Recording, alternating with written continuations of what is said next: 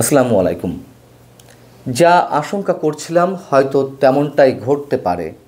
দর্শক, আমি আপনাদের সামনে মঙ্গলবার বলেছিলাম যে সারা দেশের যে নৈরাজ্যকর পরিস্থিতি, অরাজকতা, আইন শৃঙ্খলা পরিস্থিতি সামাল দিতে না পারা, সব কিছু মিলিয়ে সেনা শাসন আসতে যাচ্ছে নাকি জরুরি অবস্থা জারি করা হতে যাচ্ছে। সেনা শাসন বলতে বুঝিয়েছিলাম যে 111 টাইপের কোনো একটা ফরম্যাট, পিছন থেকে সেনাবাহিনী প্রভাব বিস্তার করবে। যদিও এই সরকারকে সহযোগিতা করছে সেনাবাহিনী, সরাসরি তো আর এখন সেনা শাসন আসার সম্ভাবনা নেই। 111 টাইপের ফরম্যাটের কথা বলছিলাম। আরেকটা বলছিলাম যে জরুরি অবস্থা হতে পারে কিনা, এবং তারই একটি সিমটম আমরা হাইকোর্ট পর্যন্ত দেখলাম। বুধবার একজন আইনজীবী হাইকোর্টে আবেদন করেছেন রংপুর এবং চট্টগ্রামের জরুরি অবস্থা জারি করার জন্য। কেবল একটা রব উঠেছে সরাসরি একটা ফর্মাল প্রক্রিয়ার মাধ্যমে।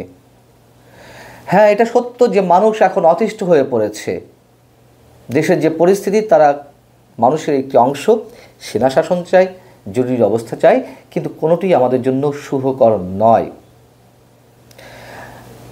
বুধবার আন্তর্জাতিক কৃষ্ণ ভাবামৃত সংঘ বা ইসকন নিষিদ্ধ চেয়ে এবং যে কোনো অপ্রীতিকর পরিস্থিতি এড়াতে চট্টগ্রাম ও রংপুরে জরুরি অবস্থা জারি নির্দেশনা চেয়ে একজন আইনজীবী হাইকোর্টে আবেদন করেছেন, এবং বিচারপতি ফারহা মাহবুব এবং দেবাশিস রায় চৌধুরীর বেঞ্চে এই আবেদনটি যখন শুনানি আকারে চলে, তখন অ্যাটর্নি জেনারেলকে ডেকে আনা হয় বিচারপতিদের নির্দেশে। যেহেতু বিষয়টি খুবই স্পর্শকাতর, দুটি, একটি হচ্ছে ইসকন নিষিদ্ধ চাওয়া, আরেকটি হচ্ছে জরুরি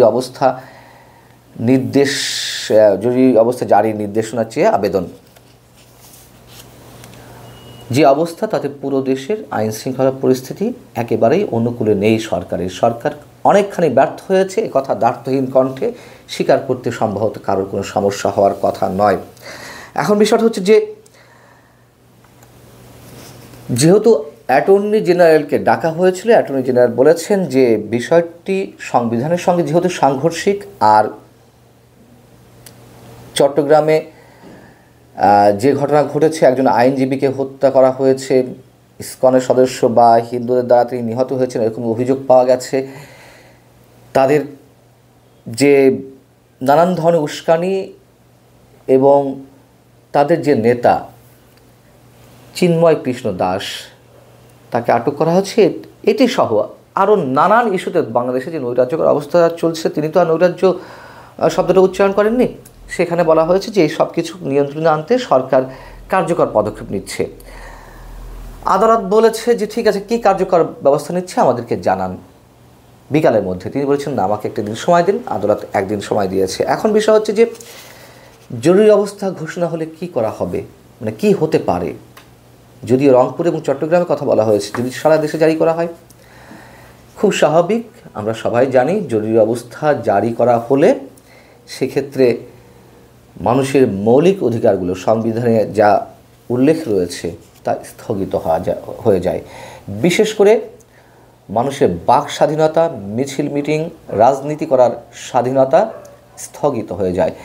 এবং এই যে রাজনীতি করার স্বাধীনতা স্থগিত হয়ে যায়, বাক স্বাধীনতা স্তব্ধ হয়ে যায়, এটি কোনো অবস্থাতে, যে অবস্থাতে যত নৈরাজ্যকর অবস্থাতে এই দেশ থাকুক না কেন, এইগুলো বন্ধ করার কোনো প্রশ্নই ওঠে না। এবং সেদিক থেকে জরুরি অবস্থা জারির কোনো সুস্থ বিবেক সম্পন্ন মানুষ এটি সমর্থন করতে পারে না। হ্যাঁ, দেশ যদি একটা ভয়ঙ্কর পরিস্থিতির দিকে চলে যায়, মানুষের পক্ষ থেকে একটা প্রচণ্ড দাবি যদি ওঠে যে তাদের নিরাপত্তা প্রয়োজন, দেশের নিরাপত্তা প্রয়োজন, তখন সেটি হতেই পারে। কিন্তু আমরা সেই অবস্থা থেকে যেতে দেবো কিনা, এবং সেই আশঙ্কাটি অনেক আগে থেকেই করা হচ্ছে। সরকার কোনো দিকেই ভ্রুক্ষেপ পড়ছে না। অ্যাটর্নি জেনারেলের পক্ষ থেকে সেখানে বলা হয়েছে রাজনৈতিক দলগুলোর সঙ্গে যোগাযোগ বাড়াচ্ছে। এই যে রাজনৈতিক দলগুলোর সঙ্গে যোগাযোগ বাড়াচ্ছে বা তাদের পরামর্শ নেওয়া হবে, কেন এই কথাটি এখন এসে বলতে হবে? কেন সরকারের এবং রাজনৈতিক দলগুলোর মধ্যে দূরত্ব অটোমেটিক্যালি তৈরি হয়েছে না কেউ পিছন থেকে কেউ ইন্ধন দিয়েছে? এবং এই অবস্থার জন্য আমি মঙ্গলবারও আপনাদের সামনে বলেছি, যেই ছাত্র জনতার গণ অভ্যুত্থানে ছাত্রদের অভাবনীয় একটি ভূমিকা ছিল, সমন্বয়করা যে সাহস দেখিয়েছে, বীরত্ব দেখিয়েছে, সাধারণ মানুষের একটা শ্রদ্ধাবোধ, ভালোবাসা, স্নেহ, মমতা তাদের প্রতি তৈরি হয়েছিল, কিন্তু সেটি তারা ধরে রাখতে পারেনি। আমি চ্যালেঞ্জ দিয়ে বলছি, মাত্র এক সপ্তাহের ব্যবধানে বন্যার্তদের জন্য তাদের ফান্ডে, তাদের তহবিলে যে কোটি কোটি টাকা, 12 থেকে 14 কোটি টাকা মানুষ দিল বিশ্বাসের জায়গা থেকে, ভালোবাসার জায়গা থেকে, এখন এরকম একটি দেশের ক্রান্তি লগ্নে তারা চাঁদা তুলুক তো, তারা মানুষকে ডাকুক তো, যায় কিনা, মানুষ এভাবে সাড়া দেয় কিনা? নিঃসন্দেহে দেবে না।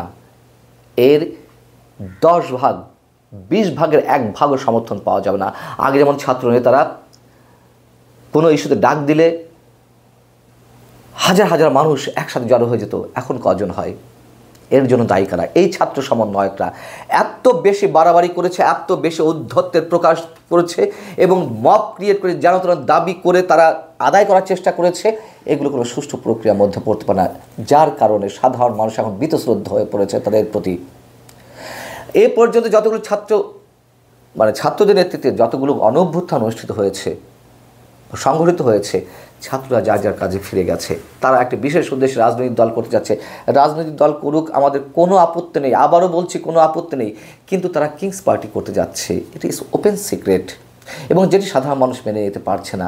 কেন ছাত্রদেরকে এই অবস্থায় নিয়ে যেতে হবে? এবং সরকারের ব্যর্থতা, আমি প্রথমে বলছিলাম সরকার অনেক ক্ষেত্রে ব্যর্থ, এক্ষেত্রে দ্ব্যর্থহীন কণ্ঠে বিষয়টি স্বীকার করা কোনো বিষয় না, অবশ্যই সবাইকে স্বীকার করতে হবে। কেন সরকার ব্যর্থ হলো? সরকারকে স্বাভাবিকভাবে কাজকর্ম করতে দেওয়া হয়নি। সব জায়গায় এই ছাত্ররা নাক গলিয়ে যাচ্ছে। তাদের হুঙ্কার, তাদের হুঁশিয়ারি সাধারণ মানুষ ভালোভাবে নিচ্ছে না। ফ্যাসিবাদ রুখতে গিয়ে ফ্যাসিবাদী পরিচয় তুলে ধরছে তারা নিজেদের মধ্যে, সাধারণ মানুষের সামনে। এগুলো কোনোটি দেশের জন্য মঙ্গল নয়। একটা যে সরকার, শেখ হাসিনা সরকার, তার পতনটি অনিবার্য ছিল নিঃসন্দেহে। তাদেরকে ফ্যাসিবাদ বলা হয়, অবশ্যই ফ্যাসিবাদ দূর করে আরেক ফ্যাসিবাদ জন্ম হবে, এটি তো বৈষম্য বিরোধী ছাত্র আন্দোলনের কোনো স্পিরিট ছিল না, সেখানে সেটি করা হচ্ছে। এবং এই বিষয়টি আমি আপনাদেরকে আরেকটু জানিয়ে রাখি যে জরুরি অবস্থা জারির ক্ষেত্রে সাধারণত আমরা কি জানি যে প্রধানমন্ত্রীর পরামর্শক্রমে দেশের ক্রান্তি লগ্নে রাষ্ট্রপতি এই অবস্থা ডিক্লেয়ার করেন, এমার্জেন্সি ঘোষণা করেন। কিন্তু তত্ত্বাবধায়ক সরকারের সময়, 111 সরকারের সময় জরুরি অবস্থা জারির ক্ষেত্রে রাষ্ট্রপতি ক্ষমতা যেভাবে ইমপ্লিমেন্ট করা হয়েছিল সেটি যথেষ্ট বিতর্কের মুখে পড়েছিল, যেহেতু তখন 111 সরকারের সময় প্রধানমন্ত্রী ছিলেন না, রাষ্ট্রপতি ছিলেন, প্রধান উপদেষ্টা ছিলেন, এবং প্রধান উপদেষ্টা এবং রাষ্ট্রপতি একই ব্যক্তি ছিলেন, প্রফেসর ইয়াজউদ্দিন। সেই ক্ষেত্রে ভারসাম্য আনার চেষ্টা করা হয়েছিল 2011 সালের দিকে, এবং সেই সময় যে সংবিধান সংশোধন বিষয়ক একটি কমিটি গঠন হয়েছিল, সেই কমিটির চেয়ারম্যান সুরঞ্জিত সেনগুপ্ত উল্লেখ করেছেন যে পরীক্ষা নিরীক্ষা করা হচ্ছে রাষ্ট্রপতির ক্ষমতা নিয়ন্ত্রণের জন্য, এটি ভেবে দেখা হচ্ছে। এবং বর্তমান যে রাষ্ট্রপতি মোহাম্মদ শাহাবুদ্দিন, তার যে অনুগত মানসিকতা শেখ হাসিনার প্রতি, সেটি প্রথম থেকে আমরা জানি, এবং তাকে করা হয়েছিল এরকম একটি কথা তখন ভেসেছিল যে এরকম একটি অযোগ্য অদক্ষ ব্যক্তিকে রাষ্ট্রপতি হিসেবে নিয়োগ দেওয়ার কারণ হচ্ছে তাকে দিয়ে যা ইচ্ছা তা করিয়ে নিতে পারবেন শেখ হাসিনা। তার মধ্যে অন্যতম একটি উদ্দেশ্য ছিল দেশ যখন চরম অশান্ত পরিস্থিতির দিকে যাবে তাকে দিয়ে যেন এমার্জেন্সি ডিক্লেয়ার করা যায়। সেই সময়টি হয়তো বা সেই সুযোগটি হয়তো শেখ হাসিনা পাননি, সেটি বড় বিষয় না। বিষয়টা হচ্ছে এরকম একটি উদ্দেশ্য ছিল। এখন সেই রাষ্ট্রপতি আছেন, আর প্রধান উপদেষ্টা ডক্টর মোহাম্মদ ইউনূস কী করবেন? হয়তো তাদের স্বার্থে, এখানে দুটো স্বার্থ জড়িয়ে আছে। একটা হচ্ছে আওয়ামী লীগের সেই স্বার্থ উদ্ধার হয় কিনা, আরেকটি হচ্ছে ছাত্রদের এবং বর্তমান সরকারের উদ্দেশ্য। তারা যে লেন্দি করতে চাচ্ছে বর্তমান সরকারের মেয়াদ, নির্বাচন ইস্যুতে কোনো কথা বলতে চাইছে না, সবসময় রাগ ঢাক রেখে কথা বলতে চাইছে। আসলে কার উদ্দেশ্যে কে খেলছে এই মুহূর্তে আমরা কিছুই বুঝে উঠতে পারছি না। এটি হচ্ছে চরম বাস্তবতা। অতএব যে আশঙ্কা করছিলাম সেই আশঙ্কা আমরা নিশ্চয়ই কোনো অবস্থাতেই সত্য হোক এটি আমরা চাই না। সেনাবাহিনী যতটুকু সহযোগিতা করছে আমরা চাই সেভাবেই সেনাবাহিনী সহযোগিতা করে যাক, এর বাইরে অন্য কিছু চাই না। এবং সরকার যা করতে চাইছে, যা উদ্দেশ্য, পিছন থেকে যারা কলকাঠি নাড়ছেন তাদের উদ্দেশ্য সফল করতে গিয়ে সরকার যে একটা ভুল পথে আছে, আমার মনে হয় সেটি ভেবে দেখার সময় এসেছে। তারা যতই এটি প্রলম্বিত করতে চাক না কেন, এই সরকারের মেয়াদ আমার মনে হয় বাড়বে না, আরও বেশি ভয়ঙ্কর দিকে যাবে টোটাল পরিস্থিতি। আল্লাহ হাফিজ, ভালো থাকুন সবাই।